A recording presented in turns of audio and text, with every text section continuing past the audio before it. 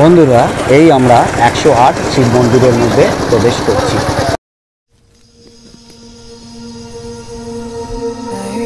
এই হচ্ছে বাইরের দিকে 108 শিব মন্দিরের বাইরের শিব মন্দিরটা।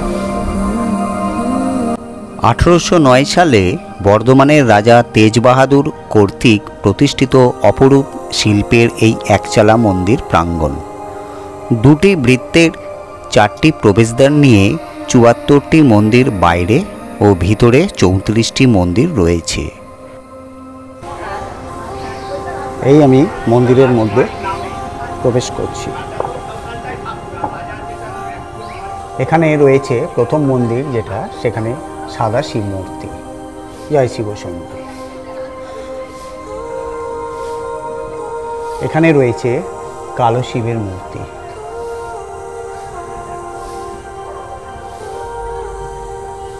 আবার সাদা শিবের মূর্তি। আবার কালো শিবের মূর্তি। বাইরের 74টি মন্দিরের একটি সাদা শিবলিঙ্গ ও পাশেরটি কালো শিবলিঙ্গ এবং ভিতরের 34টি মন্দিরে সাদা পাথরের শিবলিঙ্গ রয়েছে। এই একটা পরিক্রমা এখানে শেষ হলো।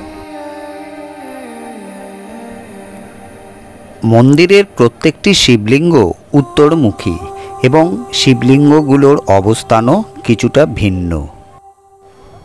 আমি ভেতরের মন্দিরের উদ্দেশ্যে এগিয়ে চলেছি। আমার পেছনে রয়েছে বৃত্তাকারে এই মন্দির। অদ্ভুত এক চিন্তা চেতনা ও ভাবনার নিদর্শন হচ্ছে এই নবকৈলাস বা 108 শিব মন্দির। বন্ধুরা, মন্দিরের ভেতরের প্রবেশপথ। জয় Shiv Shambhu. Archaeological Survey of ইন্ডিয়ার অধীনে রয়েছে নবকৈলাস বা 108 শিব মন্দির। এখানে সবই শিব মূর্তি, সাদা পাথরের তৈরি।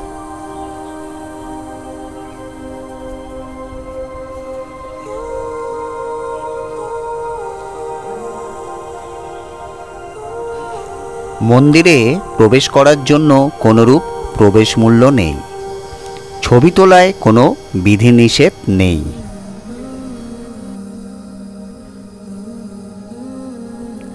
মন্দির প্রাঙ্গণের কেন্দ্রস্থলে লোহার জাল দ্বারা পরিবেষ্টিত এক জলাধার রয়েছে, যেখানে দাঁড়িয়ে 34টি শিবলিঙ্গ একসাথে দেখা যায় এবং তার পাশে রয়েছে বেল গাছ।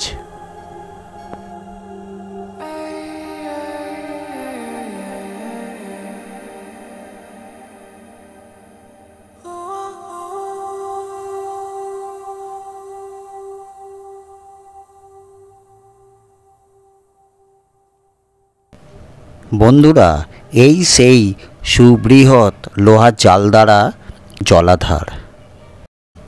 নবকৈলাস বা 108 শিব মন্দির দর্শন করে চলে এলাম রাজবাড়ি কমপ্লেক্স। রাজবাড়ি কমপ্লেক্সের প্রবেশদ্বার পেরিয়ে প্রথমেই আসবে রাজবাড়ির প্রাচীন কামান। 1849 সালে বর্ধমানের রাজা প্রতাপচাঁদের স্ত্রী শিয়ারি কুমারী তার স্বামীর স্মরণে মন্দিরটি প্রতিষ্ঠিত করেন। মন্দিরে রয়েছে কালো পাথরের শিবলিঙ্গ ও 3টে নকল দরজা। মন্দিরের গায়ে পোড়ামাটির কাজের এক অদ্ভুত নিদর্শন রয়েছে। বিভিন্ন দেবদেবী, লোকাচার ও পৌরাণিক কাহিনীর জীবনলিপি অলঙ্কিত রয়েছে। কালনায় টেরাকোটা কাজের যত মন্দির রয়েছে তার মধ্যে শ্রেষ্ঠ হল প্রতাপেশ্বর শিব মন্দির।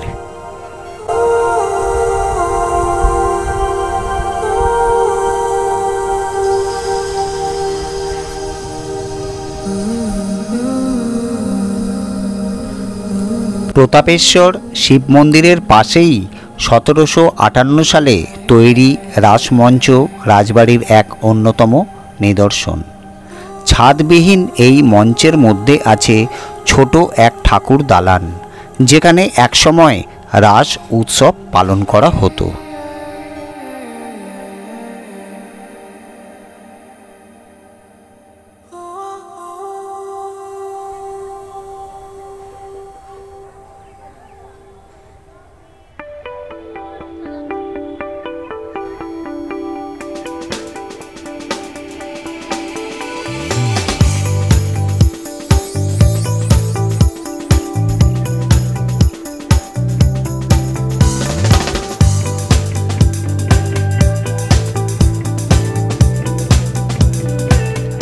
রাসমঞ্চের পরে চলে এলাম লালজি মন্দির। রথের চূড়োর মতো 25টি চূড়ো বিশিষ্ট এই মন্দির অন্যতম 25 রত্ন মন্দির। মন্দিরের 3টি স্তরে রয়েছে 25টি চূড়া। 1739 সালে বর্ধমানের মহারানী ব্রজকুমারী দেবী প্রতিষ্ঠিত করেন লালজি মন্দির। পুরো মন্দির জুড়ে রয়েছে অসাধারণ সব টেরাকোটার কাজ। তবে সময়ের সাথে সাথে কিছু জায়গায় টেরাকোটার কাজ নষ্ট হয়ে গেছে।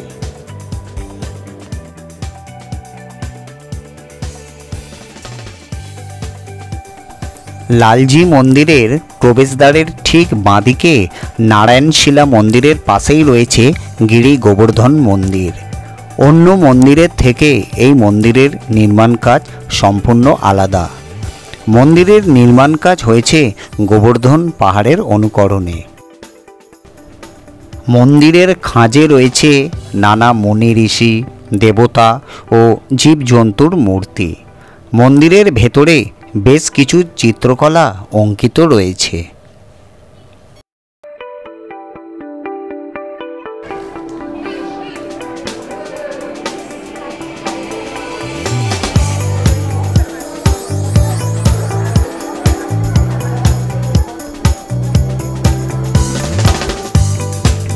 লালজি মন্দিরে প্রবেশদ্বারের ঠিক বাঁদিকেই রয়েছে নারায়ণশিলা মন্দির।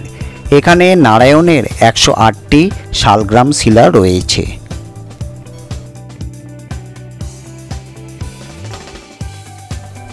মন্দিরের মূল গৃহে প্রবেশের মুখে আছে গরুর বিগ্রহ ও ছোট নাট মঞ্চ, যাকে পেছনে ফেলে এগিয়ে যেতে হবে মূল মন্দিরে। মূল মন্দিরে যেসব বাতিস্তম্ভ রয়েছে তার প্রত্যেকটিতে অসাধারণ টেরাকোটার কাজ রয়েছে। মন্দিরে নিত্য ভোগ হয়।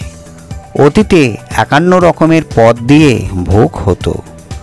মূল মন্দিরে আছে লালজির বিগ্রহ।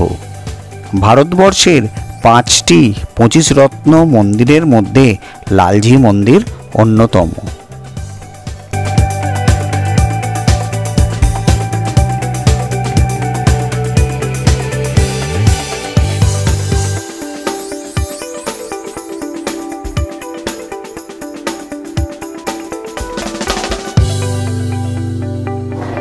এই মন্দিরটারই ওটার ওপরের পাটটা, বুঝলি তো?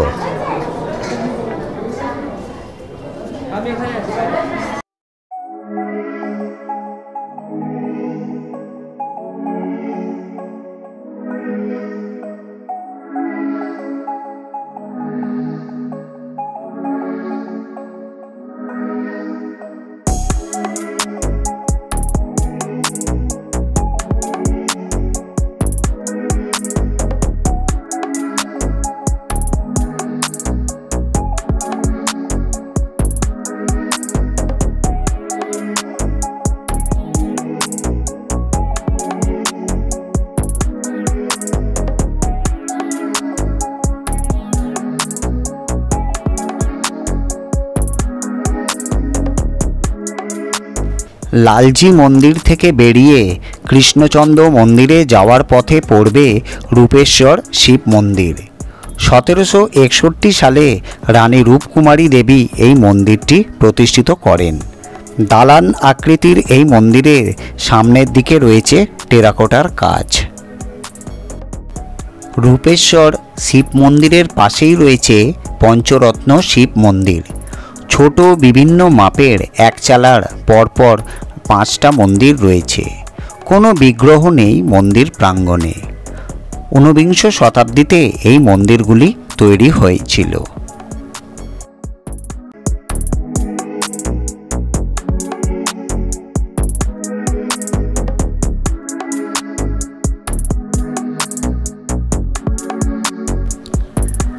রাজবাড়ি চত্বরের সবচেয়ে উল্লেখযোগ্য মন্দিরের মধ্যে পড়ে কৃষ্ণচন্দ্র মন্দির। 1751 থেকে 1755 সালে বর্ধমানের মহারাজা কীর্তিচাঁদ বাহাদুরের আমলে তৈরি হয় এই মন্দির। 3টি স্তরে রথের চূড়ার মতো 25টি চূড়া আছে এই মন্দিরে। মন্দিরটিতে রয়েছে টেরাকোটার এক অসাধারণ নিদর্শন। মন্দিরের ভেতরে প্রত্যেকটি বাতিস্তম্ভে রয়েছে টেরাকোটার কাজ, যা অতীতের সেই সব শিল্পীরা দেউল রীতি সমৃদ্ধ অপরূপ কাজ দিয়ে সুন্দরভাবে ফুটিয়ে তুলেছেন।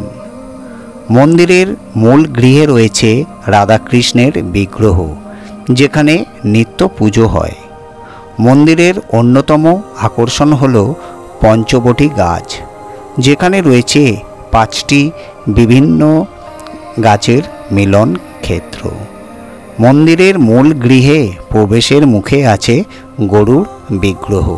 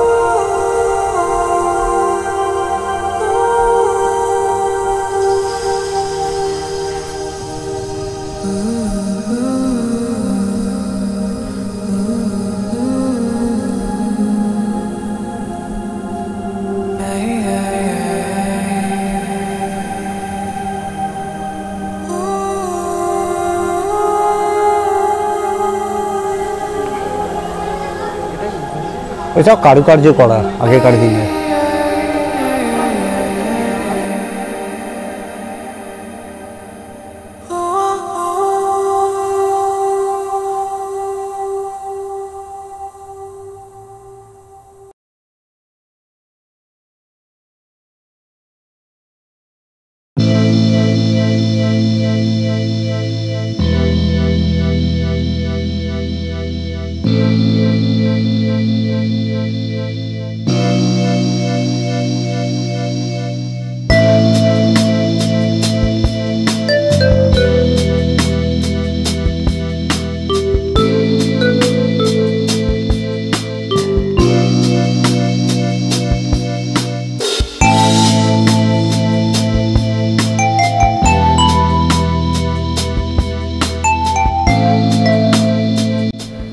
বদ্রীনারায়ণ মন্দিরের ঠিক বিপরীতে রয়েছে রামসীতা মন্দির। দালাল রীতিতে নির্মিত এই মন্দিরে রয়েছে রাম, সীতাসহ বেশ কিছু দেবদেবীর বিগ্রহ।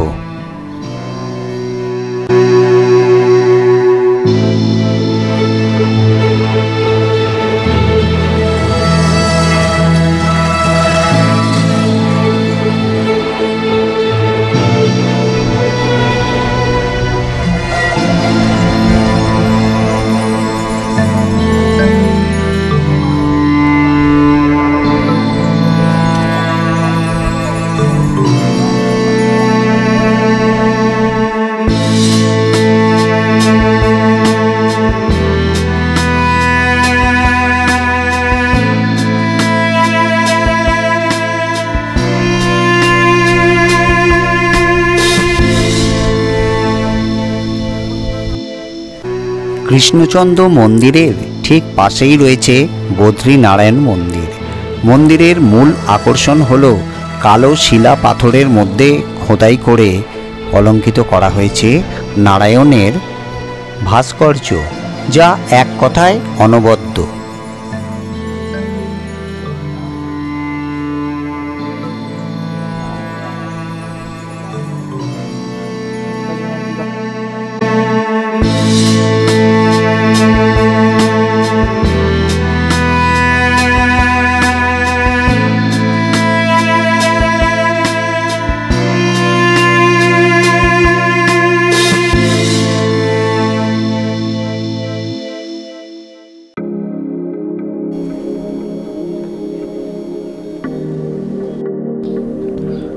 পঞ্চরত্ন শিব মন্দির থেকে বেরিয়ে কৃষ্ণচন্দ্র মন্দিরে যাওয়ার পথে পড়বে বিজয় বৈদ্যনাথ মন্দির।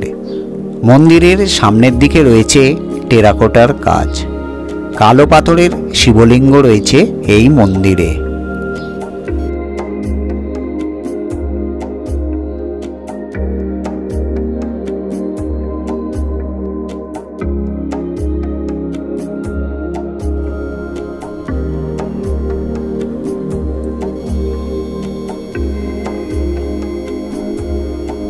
সব পোড়ামাটির কাজ সব নষ্ট হয়ে গেছে। কবেকার মন্দির। হ্যাঁ,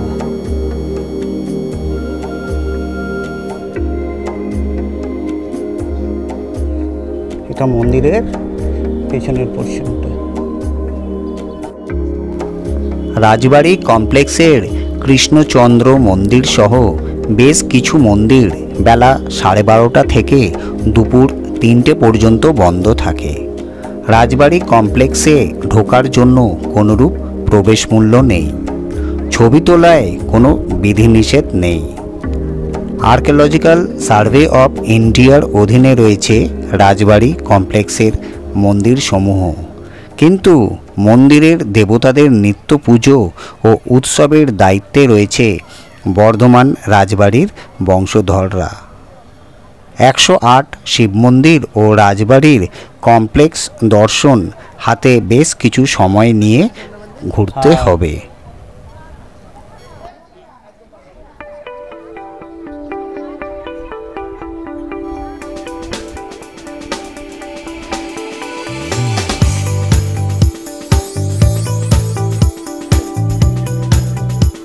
এতক্ষণ দেখা হয়ে গেল, এবার আমরা ফিরছি।